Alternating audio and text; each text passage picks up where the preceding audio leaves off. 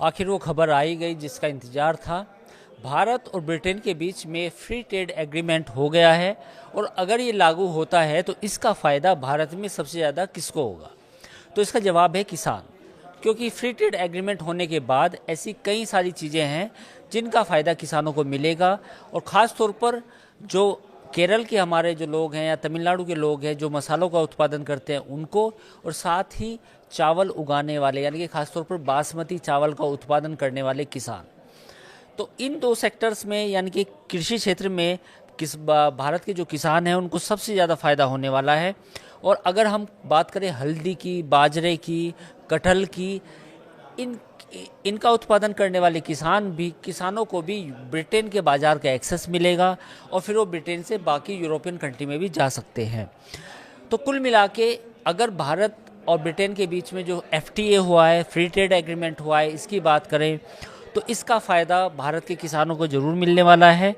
और अगर ऐसा होता है तो ये भारत के किसानों के लिए एक अच्छी खबर होगी। अब हम बात कर लेते हैं कि ब्रिटेन का जो भारत और ब्रिटेन के बीच में जो आयात है वो कितना है। अगर हम ब्रिटेन के आयात की बात करें तो वो करीब 37.5 अरब डॉलर का है, लेकिन भारत में इसमें केवल 811 मिलियन डॉलर का ही निर्यात होता है। यानी कि अगर हम टोटल इंपोर्ट मार्केट को देखें तो उसमें भारत की जो हिस्सेदारी है वो काफ़ी कम है। तो अब जैसे जैसे ये FTA होगा तो उसके बाद भारत की तरफ से होने वाला जो निर्यात है उसमें ज़्यादा फ़ायदा होने की उम्मीद है।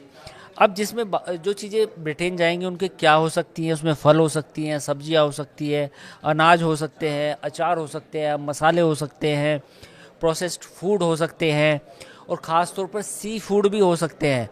और ये जब होगा तो ये मान के चलो कि 2030 तक ऐसा माना जा रहा है कि करीब 100 अरब डॉलर का एक टारगेट रखा गया है जिसको पूरा करने की कोशिश की जाएगी। और साथ ही जो भारत की पारंपरिक अनाज हैं जैसे बाजरा हो गया, बासमती चावल हो गया, इनका एक्सपोर्ट भी ब्रिटेन को हो सकेगा।